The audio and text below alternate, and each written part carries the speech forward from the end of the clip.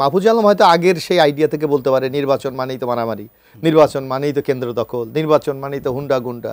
আমার মনে হয় না যে ওই জায়গায় বাংলাদেশ এখন আছে। এক একটা জাতি, এক একটা গোষ্ঠীর এক এক সময় কিন্তু এক একটা পরিবর্তন ঘটে, যেটা আমরা সভ্যতা বলি। আপনি দেখেন আজকে অনেক সভ্যতা কিন্তু বিলীন হয়ে গেছে, আবার নতুন সভ্যতার জন্ম হয়েছে। আমরা তেমনি একটা সন্ধিক্ষণে কিন্তু বাংলাদেশ এখন উপস্থিত। তথ্য উপদেষ্টার একটি গতকাল একটি বক্তব্য দিয়েছেন, আপনি নিশ্চয়ই শুনেছেন। আমি যদি দুই লাইন একটু পড়ে শোনাই। তিনি বলেছেন যে সবাই সংঘাতের জন্য মুখে আছে এবং আপনারা অবশ্যই এটা অল্প কয়েক মাসের মধ্যে দেখতে পাবেন, এবং আমি আশঙ্কা করছি যদি এটার সঙ্গে ধর্মীয় যে দৃষ্টিকোণ এটা যুক্ত হয় তাহলে বাংলাদেশের পরিস্থিতি আরও খারাপ হবে। সবাই রাজনৈতিক দল সবাই কি আসলে সংঘাতের জন্য মুখে আছে কিনা? না, আমি মাহফুজ আলমের এই বক্তব্যের সাথে সম্পূর্ণ দ্বিমত পোষণ করি। কারণ যে কথাটি আজিজ সাহেব বলেছেন, আমরা কিন্তু একটা রূপান্তরের দিকে যাচ্ছি।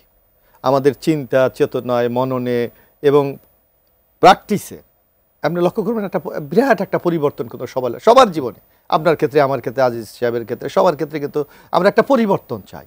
অর্থাৎ মানুষ আগের যেই কালচার, আগের সংস্কৃতি, আগের আচরণ, আগের চলাফেরা, সেই জায়গাতে বেরিয়ে নতুন একটা অধ্যায় তারা সবাই কিন্তু পদার্পণ করতে চায়। তো সুতরাং মাহফুজ আলম হয়তো আগের সেই আইডিয়া থেকে বলতে পারে নির্বাচন মানেই তো মারামারি, নির্বাচন মানেই তো কেন্দ্র দখল, নির্বাচন মানেই তো হুন্ডা গুন্ডা।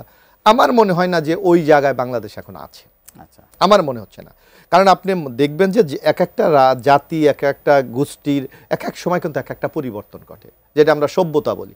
আপনি দেখেন আজকে অনেক সভ্যতা কিন্তু বিলীন হয়ে গেছে, আবার নতুন সভ্যতার জন্ম হয়েছে। আমরা তেমনি একটা সন্ধিক্ষণে কিন্তু বাংলাদেশ এখন উপস্থিত। এই সন্ধিক্ষণটাকে যদি আমরা ধারণ করতে না পারি, আমার মনে হয় তারাই এই পথ থেকে ছিটকে পড়বে। কিন্তু একদম সরকারের এত উচ্চ পদে আছেন, দায়িত্বশীল পদে আছেন, সেখান থেকে যে বক্তব্য দিচ্ছেন এভাবে উড়িয়ে দেওয়া কি না? এখানে আমি একটু একটা জায়গায় আমি তার সাথে একমত হতে পারি।